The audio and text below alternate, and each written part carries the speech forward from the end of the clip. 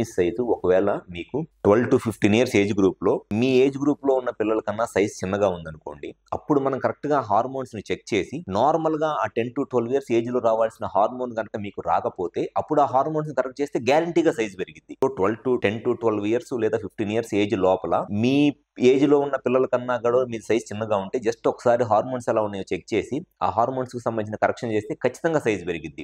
18 to 19 years age group లో ఉన్నప్పుడు గనక పెన్నిస్ సైజ్ పెరగకపోతే ఆ 20 ఇయర్స్ లోపలే కూడా ఒకసారి మళ్ళీ హార్మోన్స్ చెక్ చేసుకొని ఆ హార్మోన్స్ ని కరెక్ట్ చేస్తే సైజ్ పెరగడానికి ఛాన్స్ ఉంటుంది. వన్స్ 20 to 20 ఇయర్స్ ఏజ్ దాటిన తర్వాత హార్మోన్స్ నార్మల్ గా ఉన్నా, హార్మోన్స్ నార్మల్ గా లేకపోయినా కూడా 20 to 20 ఇయర్స్ ఏజ్ దాటిన తర్వాత హార్మోన్స్ నార్మల్ గా లేకపోయినా కూడా సైజ్ పెరగదు. ఎందుకంటే ఆ హార్మోన్స్ పనిచేసే రిసెప్టార్స్ అనేవి ఉండవు పెన్నిస్ లో. ఆ రిసెప్టార్స్ బ్లాక్ అయిపోతాయి 20 to 23 ఇయర్స్ ఏజ్ దాటిన తర్వాత. సో ఎవరైనా సరే మీకు పెన్నిస్ సైజ్ పెరిగిద్ది అని మీతో టాబ్లెట్స్ చెప్పినా అది జస్ట్ అబద్ధం మాత్రమే. మీ డబ్బులు లాస్ అవటం తప్పితే మీరు ఏమి చేసినా సరే పెన్నిస్ సైజ్ అనేది పెరగదు.